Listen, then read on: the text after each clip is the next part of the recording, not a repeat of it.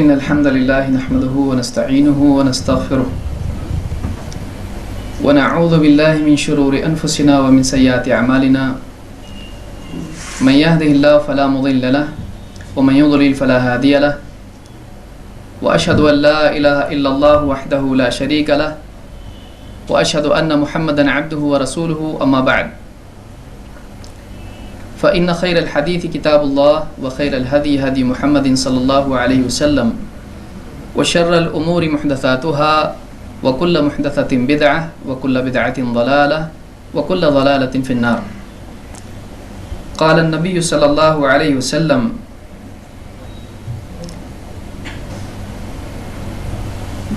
ما رأيت مثل النار نام حاربها ولا مثل الجنة نام طالبها. میرے محترم دینی بھائیوں، آج اس مجلس میں ہم جمع ہیں اور یہ پہلا ہمارا موقع ہے جو اس طرح کا پروگرام ہم کر رہے ہیں، اور اس پروگرام سے جو مقصود ہے وہ اس طبقے کی دینی تربیت ہے جو عام طور سے دنیوی اعتبار سے ترقی یافتہ ہوتا ہے، لیکن دینی اعتبار سے بعض اوقات دین کی بہت ساری بنیادی باتیں بھی نہیں جانتا ہے۔ عام طور سے اس طرح کے دینی دروس اور دینی پروگرام مساجد میں ہوتے رہتے ہیں، لیکن ایک طبقہ وہ ہے جو عام طور سے مسجدوں سے بھی دور ہوتا ہے۔ آپ لوگوں میں سے اکثر لوگ اس سے جڑے ہوں گے، مسجد سے بھی جڑے ہوں گے، لیکن ایک بہت بڑا طبقہ ایسا ہے جو ہزاروں کی گنتی میں ہے جو دینی ماحول سے دور ہوتا ہے۔ اس طرح کے پروگرام کا مقصد یہ ہے کہ ایسے طبقے کو ہم اپروچ کریں، ان سے ہم تعلق بنائیں اور ان لوگوں کو اس طرح کی دینی مجالس سے جوڑیں۔ آج یہاں وہ لوگ دینی اعتبار سے جڑتے ہیں، کل مسجدوں سے بھی جڑنے والے بنیں گے۔ اللہ کے نبی صلی اللہ علیہ وسلم کی ایک حدیث میں نے آپ کے سامنے بیان کی۔ آپ نے فرمایا ما رأیت مثل النار نام حاربها ولا مثل الجنة نام طالبها، کہ میں نے نہیں دیکھا کہ جہنم جیسی چیز کے سلسلے میں کوئی آدمی جہنم جیسی چیز سے اس کو جاننے کے باوجود اس سے سو گیا ہو، یعنی ایک آدمی جہنم سے بھاگ رہا ہے اور اس کے باوجود وہ جہنم سے ڈرنے کے باوجود ایسا آدمی سو جائے، ایسا میں نے آدمی نہیں دیکھا کہ جہنم جیسی چیز سے بھاگنے والا سو جائے، میں نے نہیں دیکھا۔ اور جہنم جیسی کوئی اور چیز ایسی نہیں ہے کہ جس سے کوئی آدمی ڈر رکھتا ہو، خوف رکھتا ہو، اس سے بچنا چاہتا ہو اور پھر وہ سو جائے۔ اور اسی طرح سے جنت کا معاملہ ہے کہ میں نے جنت جیسی کوئی اور چیز نہیں دیکھی جس کا طلب کرنے والا سو گیا ہو۔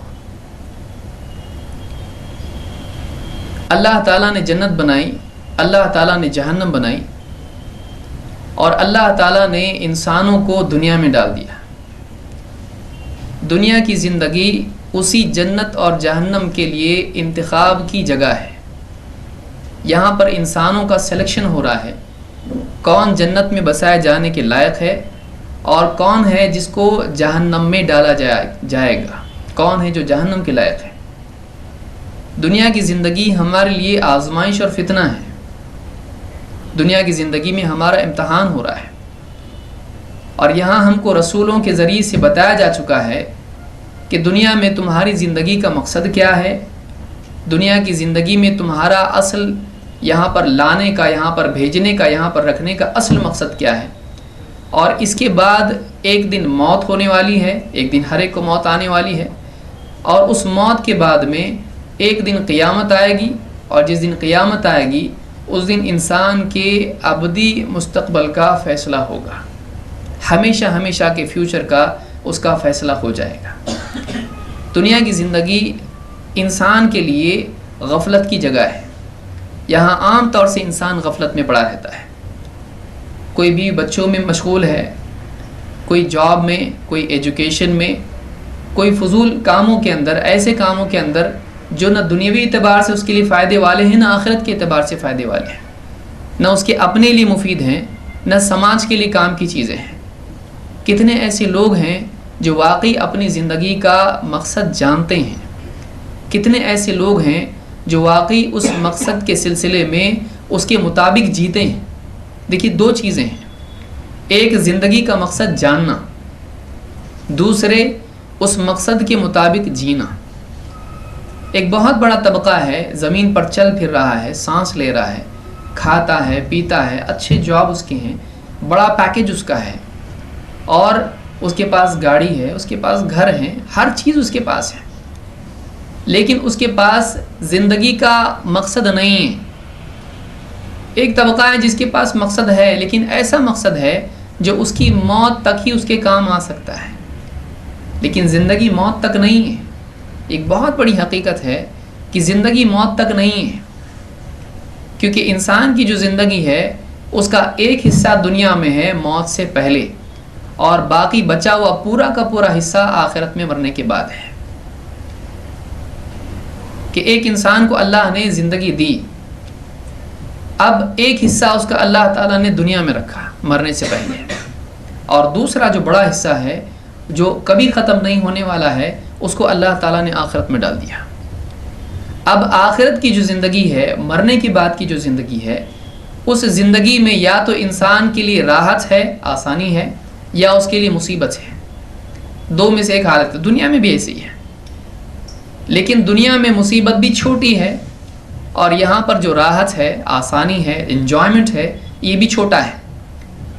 اس کی مقدار بھی کم ہے، کوانٹٹی بھی کم ہے، اس کی کوالٹی بھی بہت لو ہے، چاہے وہ راحت ہو یا مصیبت ہو۔ لیکن آخرت کی جو زندگی ہے، اس زندگی میں، جنت میں، انسان کی زندگی کا لیول بہت اونچا ہوگا۔ وہ بوڑھا نہیں ہوگا، وہ بیمار نہیں ہوگا، وہ جوان رہے گا، اس کو پیشاب پاخانے کی گندگی کی تکلیف نہیں ہوگی، اس کو پسینہ بھی اگر آئے گا تو وہ خوشبو ہوگی۔ ایک ایسی زندگی ہے جو صرف خیالی نہیں ہے، واقعی ایسی زندگی ہے۔ مرنے کے بعد ایک زندگی ایسی ہے جس میں راحت دنیا کی راحت سے زیادہ قوی ہے اور باقی رہنے والی ہے۔ اور ایک اور زندگی ہے جہاں دنیا کی تکلیف سے بڑھ کر وہ تکلیف ہے، دنیا کے مقابلے میں وہاں کی مصیبت ہمیشہ باقی رہنے والی ہے اور بہت سنگین اور بھیانک ہے۔ وہاں پر انسان کے لیے جہنم ہے، وہاں پر انسان کے لیے سانپ اور بچھو ہے، اور کیا نہیں ہے۔ وہاں پر اللہ کی طرف سے آگ رکھی گئی ہے۔ یہ دو زندگیاں مرنے کے بعد ہیں، اس میں سے کس کو چننا ہے؟ یہ دنیا میں چننا ہے۔ ایسا نہیں کہ آدمی وہاں جا کر چنے گا کہ مجھ کو جنت میں جانا ہے، جہنم میں، وہاں وہ نہیں چنے گا، وہاں اللہ کی طرف سے چناؤ ہوگا، یہاں اس کو چننا ہے۔ کیونکہ قرآن کریم میں سورہ یاسین میں اللہ تعالیٰ فرماتا ہے قیامت کے دن اللہ کی طرف سے کہا جائے گا وَامْتَازُوا الْيَوْمَ أَيُّهَا الْمُجْرِمُونَ، اے مجرموں آج تم الگ ہو جاؤ۔ دنیا میں آپ دیکھیں گے ایک ہی گھر میں اچھا انسان بھی ہے، برا بھی ہے، ایک پڑوسی اچھا ہے تو دوسرا بہت برا ہے، ایک ہی دکان میں، ایک ہی جاب پہ، ایک ہی کمپنی میں اچھے لوگ بھی ہیں، برے بھی ہیں، راستے پہ لوگ چل رہے ہیں، گاڑیوں میں سواری کر رہے ہیں، اچھے بھی لوگ ان میں ہیں اور برے بھی لوگ ان میں ہیں، سب مل جل کے رہ رہے ہیں۔ یہاں ایسی کوئی تفریق نہیں ہو پا رہی ہے کہ اچھے ایک طرف ہو جائیں، برے ایک طرف ہو جائیں، سب مکس اپ ہیں۔ اس لیے سماج کے اندر بھی اچھے لوگ ہیں تو برائیاں بھی ہیں، مصیبتیں بھی لوگوں کے لیے ہیں۔ سماج کبھی بھی پرفیکٹ نہیں ہو پاتا ہے، کیوں؟ اس لیے کہ ایسے ایلیمنٹ سماج میں ہمیشہ ہوتے ہیں جو سماج کے لیے خطرہ اور اس کے لیے نقصان ہوتے ہیں۔ ایسی کوئی سوسائٹی ہے کیا جہاں پر صرف سکون ہو، امن ہو، چین ہو، اطمینان ہو، ہر انسان دوسرے کا بھلا چاہتا ہو، وہاں پر موت نہ ہو، وہاں پر غم نہ ہو، وہاں پر انسان کے لیے تکلیف نہ ہو، وہاں پر آدمی کو چوٹ نہ لگے، نہ اس کے پاؤں میں چوٹ آئے، نہ اس کے سر میں چوٹ آئے، نہ اس کے دل میں چوٹ آئے، اس کو ہر ایک سے امن ہو، کسی کے بارے میں دھوکہ، چوری اور سازش کا اس کو ڈر نہ ہو، کسی کانسپریسی کا اس کو ڈر نہ ہو۔ ایسی کوئی دنیا ہے کیا جہاں اس سے محبت کرنے والے سچی محبت کریں، جھوٹی نہیں، جہاں اس سے کچھ بولنے والے واقعی سچ بول رہے ہوں، اس کو دھوکہ نہ دے رہے ہوں، اپنا کام بنانے کے لیے اس کو بیوقوف نہ بنا رہے ہوں۔ ایسی کوئی دنیا ہے کیا؟ ایسی کوئی سوسائٹی ہے کیا؟ آپ دیکھیں گے دل میں ایک تمنا اس چیز کی ہے، لیکن جب آدمی اپنے دل سے زمین پر نظر پھیرتا ہے، دنیا میں نظر دوڑاتا ہے، اس کو دکھائی دیتا ہے کہ جو چیز میرے دل میں ہے وہ دنیا میں نہیں ہے. جس چیز کی پیاس مجھ کو ہے وہ زمین میں دکھائی نہیں دیتا ہے. ایسا کیوں ہے؟ بلکہ ہر آنے والا دور پچھلے دور کے مقابلے میں زیادہ برا دکھائی دیتا ہے کہ اگر کل امن تھا تو آج اور زیادہ مصیبت ہے. کل اگر لوگ اخلاقی اعتبار سے پائیدار تھے تو اور زیادہ پھسلنے والی قوم آج پیدا ہو چکی ہے. آج ایک آدمی ایک دن میں صبح کچھ ہے تو شام میں کچھ ہے. اس کا دل بدلنے میں تھوڑی بھی دیر نہیں لگتی ہے. اصول دھیرے دھیرے دھندلے ہوتے چلے جا رہے ہیں. انسانیت کسی پر اعتبار نہیں کر پا رہی ہے. یہاں تک کہ ایسا سماج ہو رہا ہے کہ بیوی شوہر پر، شوہر بیوی پر، ماں باپ اولاد پر اور اولاد ماں باپ پر اعتبار نہیں کر سکتے. ایک بھائی کے لیے کوئی قابل اعتبار انسان نہیں ہے، بلکہ اس کو زیادہ ڈر اس سے ہے کہ اگر باپ مر جائے گا تو جائیداد کی تقسیم کے وقت میں یہ کچھ نہ کچھ گڑبڑ کرے گا. یہ جو دنیا جس میں ہم جی رہے ہیں، کیا یہ آئیڈیل زندگی ہے؟ کیا اس زندگی کے لیے ہم سب کچھ کر رہے ہیں؟ اور آدمی دیکھیے بڑا پیکج زندگی کے لمحات کو بڑھا سکتا ہے کیا؟ ایک آدمی 10,000 کماتا ہے، ایک آدمی 10 لاکھ مہینہ کماتا ہے. کیا اس کا پیکج بڑھنے سے اس کی زندگی بڑھے گی؟ ایک دن وہ مرنے والا ہے، وہ کتنا بھی کما لے یہاں چھوڑ کے جانا ہے. اور آپ نے کئی لوگوں کو اپنے ہاتھوں سے قبر میں اتارا ہوگا. آپ دیکھیں گے کہ جو قبر میں جاتا ہے اس کے ساتھ میں کچھ نہیں ہوتا ہے.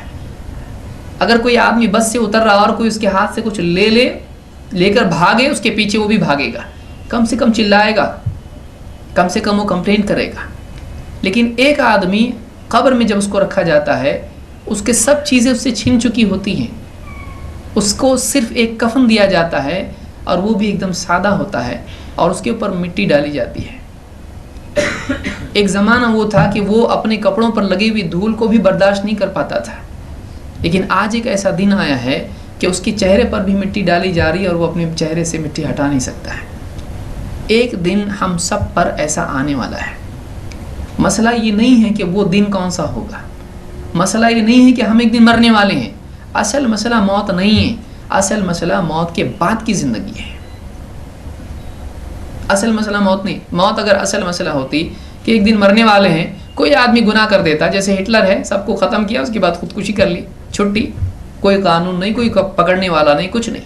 ایک آدمی خود انجوائے کر لے، جب تھک جائے انجوائمنٹ سے تو نیند کی گولیاں 50 کھا لے اور مر جائے. دل نہیں لگ رہا دنیا میں، بس ہو گیا چلا جائے. تو ایک آدمی جتنا چاہے انجوائے کر سکتا تھا دنیا، اگر صرف موت خاتمہ ہوتی تو. موت خاتمہ نہیں ہے، موت شروعات ہے. موت ایک شروعات ہے. موت امتحان کی زندگی سے نکل کر انجام کی زندگی میں جانا ہے. موت کیا ہے؟ موت ایک دروازہ ہے. آپ ایگزام ہال میں ہیں اور آپ اس دروازے سے گزر کر آپ رزلٹ کی جگہ پہ پہنچ گئے، اور وہاں پر رزلٹ ایسا ہے کہ وہ آپ کو زندگی بھر ہمیشہ کے لیے بھگتنا ہے. آج وقت ہے ہمارے پاس، اور آج سے بہتر کبھی کوئی وقت نہیں تھا. اس لیے کہ جو انسان آج سے فائدہ نہیں اٹھا سکتا ہے وہ کل سے بھی فائدہ نہیں اٹھا پاتا ہے. جو آدمی آگے کے لیے ٹالتا ہے اس کی زندگی موت پر ختم ہو جاتی ہے اور اس کے کئی معاملے اسی طرح سے باقی رہتے ہیں. آپ دیکھیے کتنے لوگ ہیں، ہم حج کو جائیں گے، ہم زکوٰۃ دیں گے، ہم نماز پڑھیں گے، کئی ارادے کرتے رہتے ہیں، لیکن اچانک موت کا فرشتہ آتا ہے اور ان کو موقع نہیں دیتا ہے. وہ سب کو ٹال سکتے ہیں، وہ نماز کو ٹال سکتے ہیں، وہ قرآن کی تلاوت کو ٹال سکتے ہیں، وہ حج کو اور زکوٰۃ کو ٹال سکتے ہیں، وہ موت کے فرشتے کو نہیں ٹال سکتے ہیں. لیکن اصل موت بھی نہیں ہے. اصل موت کے بعد کی زندگی ہے جو ایک انجام کی صورت میں انسان کے سامنے آنے والی ہے. اللہ کے نبی صلی اللہ علیہ وسلم نے یہی بات کہی، ما رأیت مثل النار نامحاربها، میں نے نہیں دیکھا جہنم جیسی چیز، جہنم کی جیسی کوئی چیز میں نے اور چیز نہیں دیکھی جس سے بھاگنے والا سو گیا ہو. آپ تب تصور کریں، ایک آدمی ہے سو رہا ہے، بیوی اس کو اٹھائے کہ اٹھیے سبزی لانی ہے، مجھ کو نہیں اٹھنا ہے، مجھ کو سونا ہے، میری شفٹ چینج ہو چکی ہے. بیوی کے اٹھانے کے باوجود وہ آدمی نہیں اٹھ رہا ہے. لیکن وہی بیوی اگر اس سے کہے کہ دیکھو گھر میں آگ لگ رہی ہے، گھر میں آگ لگی ہوئی ہے، اٹھو، وہ آدمی ہڑبڑا کے اٹھے گا. کیوں؟ اس لیے کہ اس کو معلوم ہے آگ کس کو کہتے ہیں. اب وہ آدمی کہے آگ رہے تو رہے، میں سوتا ہوں. ایسا دنیا میں میرے علم میں کوئی آدمی نہیں ہے جو واقعی اس بات کو سمجھ رہا ہو کہ اس کو کیا میسج دیا گیا ہے اور اس کے باوجود وہ سکون کی نیند سو سکے. یہی بات اللہ کے نبی صلی اللہ علیہ وسلم کہتے ہیں کہ میں نے جہنم جیسی کوئی چیز اور چیز نہیں دیکھی جس سے بھاگنے والا سو گیا ہو، کہ جس سے ڈرنے والا بے فکر نیند سو جائے. ایسا نہیں ہوتا ہے کہ جس انسان کو واقعی احساس ہو جائے کہ جہنم کیا ہے اس انسان کو نیند نہیں آئے گی. آپ بتائیے کسی کو بتایا جائے کہ بھائی کل آپ کو پھانسی ہے، کل آپ کو فلاں آدمی قتل کرنے والا ہے، کل آپ کی فلاں مصیبت آنے والی ہے. چھوٹی چیز کل آپ کے گھر پہ جو آپ نے اتنا بڑا قرض لیا ہے آپ کے گھر پہ آنے والا، گھر کی نیلامی ہونے والی ہے. اگر یہی بات اگر کسی آدمی کو معلوم ہو جائے، آدمی کو نیند نہیں آتی رات میں. چھوٹی چھوٹی باتوں پہ آدمی سو نہیں پاتا ہے. پھر واقعی وہ آدمی جو اللہ کے رسول صلی اللہ علیہ وسلم کو اپنا رہنما مانتا ہے، اسلام کو حق مانتا ہے، اللہ اور اس کے رسول کی بات سے بڑھ کر کسی کی بات کو نہیں مانتا ہے، زبان سے عقیدہ بھی ہے، وہ آدمی جب جس کو رسول بتا دے، اللہ بتا دے کہ جو آدمی برائیاں کر کے مرے گا آخرت میں اس کے لیے جہنم ہے، وہ آدمی کیسا گناہ کر کے بے چین یعنی چین کی نیند سو سکتا ہے؟ وہ آدمی کیسے کچھ نہیں کر سکتا ہے؟ وہ آدمی کیسے بے فکری کے ساتھ میں بے عملی کے ساتھ جی سکتا ہے؟ اس کی زندگی میں بے عملی مستقل مزاجی ہو جائے، اس کی کانسٹنسی ان ایکٹیویٹی ہو جائے، وہ مستقلاً غیر دین پہ چلنے والا ہو جائے، وہ زندگی کے اصول دین سے باہر اپنانے والا بن جائے، منمانی کرنے والا. ایسا نہیں ہو سکتا ہے.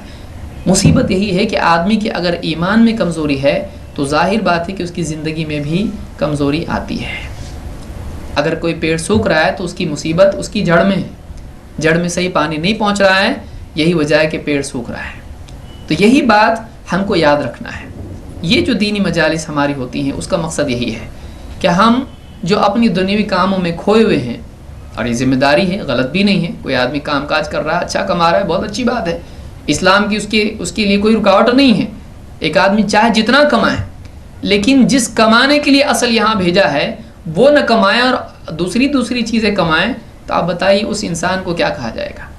جس انسان کو مالک نے کسی کام کے لیے بھیجا ہو اور وہ ریگستان میں یا سمندر کے کنارے جا کر سیپیاں جمع کرنا شروع کر دے، اور اس کو کسی اور کام کے لیے بھیجا گیا ہو اور شام کو تھیلی بھر کر لے آئے، تو مالک اس کے ساتھ کیا کرے گا؟ جس کام کے لیے بھیجا گیا تھا وہ کام نہیں کیا ہے اور دوسری چیز گفٹ کے طور پر لایا ہے، ہم کو نہیں چاہیے. دنیا کی زندگی یہی ہمارا امتحان ہے. اللہ کے نبی صلی اللہ علیہ وسلم فرماتے ہیں ما رأیت مثل النار نام حاربها ولا مثل الجنت نام طالبها. میں نے نہیں دیکھا کہ جنت جیسی کوئی اور چیز بھی ہو جس کا طالب، اس کو چاہنے والا، اس کو حاصل کرنے کی نیت جس کی ہے وہ سو گیا ہو. یہ صرف جنت اور جہنم ہے جس کے چاہنے والے سوئے پڑے ہیں، وہ بھی اس پر ایمان رکھنے والے، اس پر یقین رکھنے والے، ان کی زندگیوں میں بے فکری دکھائی دیتی ہے. جنت جہنم کے علاوہ چھوٹی چھوٹی چیزیں ہوتی ہیں جو انسان کی نیند اڑانے کے لیے کافی ہو جاتی ہے. کسی کو معلوم ہو جائے کہ کل آپ کو 50 لاکھ روپے گفٹ میں ملنے والے ہیں، بغیر کسی کوشش کے، آنے کی بھی ضرورت نہیں، لا کے دیں گے. آپ بتائیے رات میں اس کو نیند آئے گی؟ رات ہی سے وہ شروع ہو جائے گا کہ 50 لاکھ آئیں گے تو 2 لاکھ کہاں جائیں گے، 4 لاکھ کہاں، 5 لاکھ کا بنگلہ، اتنا سب طے کرنا شروع کر دے گا. خوشی سے اس کو نیند نہیں آئے گی، بلکہ وہ کہے گا کہ آپ کیوں تکلیف کرتے ہو، میں ہی آ جاتا ہوں. کوئی کہے فون کر کے دیکھو ہم صبح نہیں آ پا رہے ہیں، تھوڑا سا ہم کو یہاں پہ بزی ہو گئے، شام کو آئے تو چلے گا، آپ کے 20 لاکھ 50 لاکھ. کہے گا اگر آپ کو ایسا کچھ مسئلہ ہے میں خود آ جاتا ہوں صبح. کتنے بجے آؤں؟ فجر کے وقت میں آ جاؤں؟ کون سے وقت میں آؤں؟ جو آدمی فجر میں نہیں اٹھنے والا، اگر اس کو آپ یقین مانیے 10 لاکھ کا اگر وعدہ کر دیا جائے 5 بجے آپ کو 10 لاکھ ملیں گے، کیا وہ آدمی جائے گا کہ نہیں جائے گا؟ پھر وہ فجر کے لیے کیوں نہیں جاتا ہے؟ کیا فجر اتنی سستی ہے؟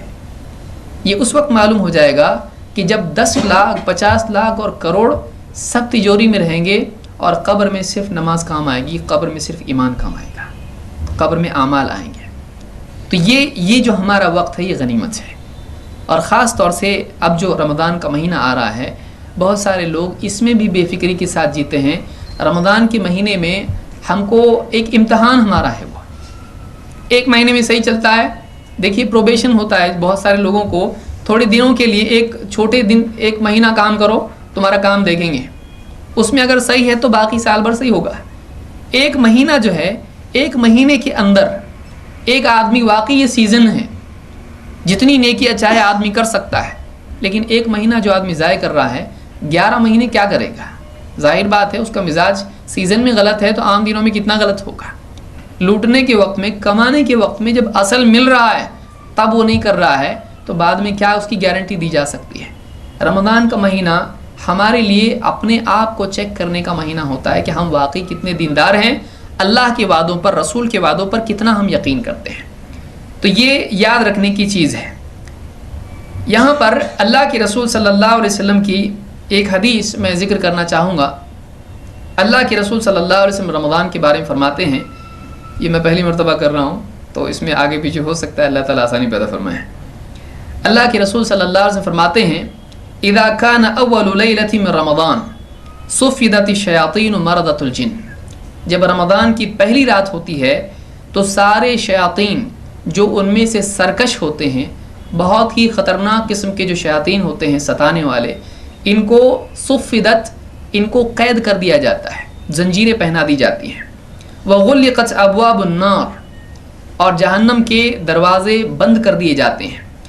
فلم یفتح منها باب، اور اس میں سے کوئی بھی دروازہ جہنم کا کھلا نہیں چھوڑا جاتا ہے۔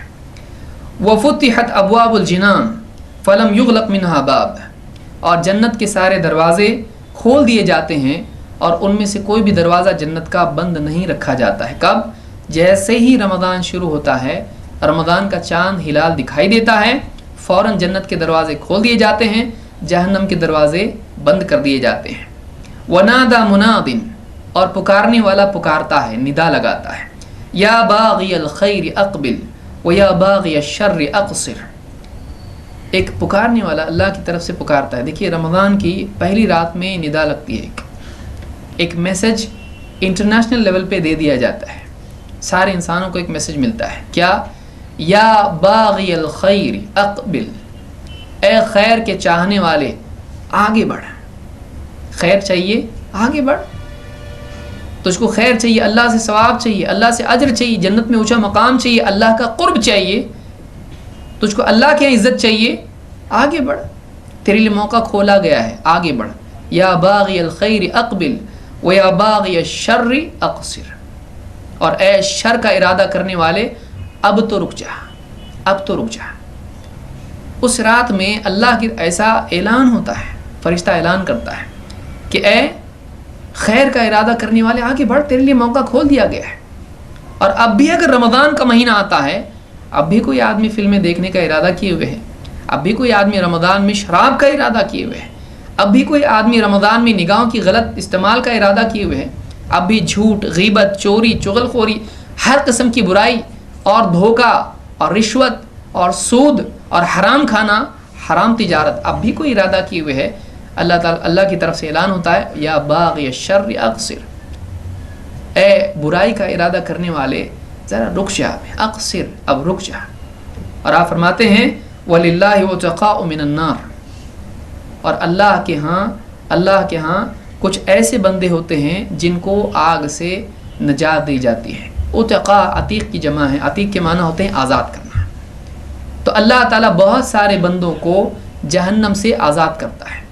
رمضان کا مہینہ آ رہا ہے، یہ سمجھ لیجئے کہ ایک مہینہ ہم کو ملا ہے، فرض کر لیجئے ایک مہینے ہی کی ہر ایک کی زندگی ہوتی تو کیا ہوتا، اور ہر ایک کو اگر اللہ کی طرف سے اعلان کر دیا جائے کہ یہ جو رمضان ہے انسانیت کا آخری رمضان ہے، عید کے دن سب کی موت ہونے والی ہے، ڈریے مت سے، یہ فرضی طور پر میں کہہ رہا ہوں کہ اگر اللہ کی طرف سے اس طرح کا اعلان ہو جائے، اب بتائیے ہماری زندگی میں پھر ہم اپنی بلڈنگ کے بارے میں زیادہ سوچیں گے، اس کی پینٹنگ خراب ہو گئی ہے، اس کا یوں ایسا ہے، اس کا یہ خراب ہے، میرے جوتے پھٹے ہوئے ہیں، آدمی سوچے گا سب چھوڑ دو، یہ کچھ نہیں ہے۔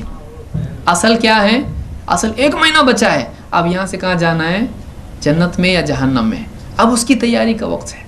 آدمی کے لیے دنیا کے مسائل چھوٹے دکھائی دیں گے، دنیا کی راحتیں اس کو ہیچ دکھائی دیں گی، اب اس کی ساری نگاہ موت کے بات پر ہوگی۔ تو کیا ہم کو یہ گارنٹی دی گئی ہے کہ آپ رمضان تک بھی زندہ رہو گے؟ ہم کو تو وہ بھی نہیں بتایا گیا ہے۔ آپ بتائیے، یہ بھی اگر کسی سے کہا جائے کہ رمضان کے آخری تاریخ تک تیرا وقت ہے، یہ بھی آدمی بہت خوش قسمت ہے. ہم کو تو اتنا بھی نہیں بتایا گیا، اس سے پہلے بھی مر سکتا ہے. کوئی آدمی ہاتھ اوپر کر کے کہہ سکتا ہے نہیں میں گارنٹی دیتا ہوں میں رمضان بعد بھی زندہ رہنے والا ہوں؟ کوئی نہیں. کتنے لوگ گھر سے جاتے ہیں سودا لانے کے لیے اور ان کی لاش آتی ہے، کچھ نہیں آتا ہے. کیا تیاری ہم نے کی ہے؟ کیا ہمارے پاس پریپریشن ہے آخرت کا؟ دنیا کے ہر ایگزام کے لیے ہم تیاری کر رہے ہیں، یہ اصل امتحان ہے زندگی کا، اس کے لیے تیاری کیا ہے؟ یہ تیاری اگر ہم نے کی تو واقعی ہم کامیاب ہیں. اور سب سے عقل مند آدمی وہ ہے جو بڑے امتحان کی زیادہ فکر کرے، جو اصل امتحان کی زندگی کے بارے میں فکر کرے. یہ زندگی ہم کو ملی ہے، بہت قیمتی زندگی ہے. سب سے بے وقوف اور جاہل اور نادان آدمی وہ ہے جو سب کچھ پا کے اپنی جنت کھو دے. کیونکہ آج دنیا میں سب کچھ پا لے تو کیا ہوگا؟ موت کا فرشتہ جب آئے گا چاہے یہ چھوڑے نہ چھوڑے اس سے چھن جانے والا ہے. یہ تو آپ ڈیفینیٹلی یاد رکھیے. دنیا کا سب ہے، موت کے ساتھ ہی ہمارا ریلیشن ختم. پھر کیا ہوگا؟ وہ وارثوں میں تقسیم ہوگا. تو ہمارا ہے نہیں وہ، پھر ہمارا کیا ہے؟ یعنی ہم نے زندگی میں جس چیز کے لیے اسٹرگل کی وہ کیا ہے؟ ہمارا نہیں ہو، ہمارا نہیں ہو. جب تک سانس چل رہی ہے، سانس رک گئی ختم. اور سانس کب تک چلے گی معلوم نہیں. اتنا ڈاؤٹ فل، یعنی اتنا غیر یقینی، اور اس کے لیے اتنی یقینی محنت، اس کے لیے اتنی یقینی کوشش، اس کے لیے اتنی یقینی اسٹرگل. آپ سوچیے اتنی غیر یقینی چیز کے لیے پوری زندگی جھونک رہا ہے. اور واقعی اگر اللہ اور اس کے رسول کی بات پر ایمان ہے تو پھر وہ جو جنت یقینی ہے اس کے لیے کیا ہے؟ غیر یقینی کے لیے اتنی کوشش اور یقینی کے لیے کوشش نہیں کرنا کس طرف اشارہ کرتی ہے؟ یہ اس طرف اشارہ کرتی ہے کہ ہمارا ایمان کمزور ہے. سب کا خلاصہ یہی ہے کہ واقعی اگر ہماری زندگی میں باتیں ہیں لیکن واقعی عمل نہیں ہے تو اس بات کی علامت ہے کہ ہمارا ایمان ہماری زبان تک ہے، واقعی ابھی تک وہ دل میں ایسا نہیں گھلا ہے جیسا پانی میں رنگ گھل جاتا ہے، ابھی تک کی شکر گھل جاتی ہے ویسا ابھی تک کہ گھلا نہیں ہے. تو اللہ تعالیٰ اس بات کی ہم کو توفیق عطا فرمائے. یہ ایک چھوٹی کوشش ہے اسی سلسلے میں کہ ہم آخرت کی فکر کرنے والے بنیں، اپنی زندگی کا صحیح استعمال کریں. دیکھیے پیسہ ویسا کچھ بھی نہیں، ہمارا کیا ہے؟ ہمارا اصل پیسہ ٹائم ہے. ہمارا اصل کرنسی جو ہے ہمارا ہر منٹ ہے، اس کو ہم کیسا انویسٹ کرتے ہیں اس پہ. آدمی 50 گھنٹے تحقیق کرتا ہے پیسہ کہاں انویسٹ کرنا ہے. ٹائم، آپ ٹائم کہاں سے لائیں گے؟ آپ کا ٹائم جا رہا ہے، ایک منٹ آج کے دن چلا گیا ہمارا، صبح سے لے کے شام تک گیا، وہ کبھی نہیں آئے گا. اس کو کہاں انویسٹ کیا ہم نے؟ دنیا کے لیے کیا، دنیا تو چھوٹنے والی ہے. آخرت کے لیے کس نے کتنا انویسٹ کیا وہ ہر آدمی اپنا محاسب خود ہے. اللہ تعالیٰ ہم لوگوں کو اس بات کی توفیق عطا فرمائیں کہ ہم اپنی زندگی کا صحیح مصرف جانیں، صحیح جگہ جانیں جہاں ہم کو اپنی زندگی انویسٹ کرنا چاہیے. اور ہماری زندگی کوئی اور انویسٹ نہیں کر سکتا، یہ خوشی کی بات ہے. ہماری زندگی کوئی چرا نہیں سکتا ہے، ہماری زندگی ہم کو ہی انویسٹ کرنا ہے. ہمارا ٹائم کوئی چرا نہیں سکتا ہے. یہ اور خطرناک بات ہے کہ کوئی بول نہیں سکتا اللہ میرا ٹائم دوسرے نے چرایا، وہ بھی نہیں بول سکتا ہے. تو نے تیرا ٹائم خود استعمال کیا ہے غلط چیز میں، تو اب تو ذمہ دار ہے اس کے نتائج کا. اللہ تعالی ہم کو سمجھ عطا فرمائے. اقول قولی ھذا واستغفر اللہ لی ولکم. میں انشاءاللہ مغرب بعد بھی اس سلسلے میں مزید سلسلہ جاری رہے گا.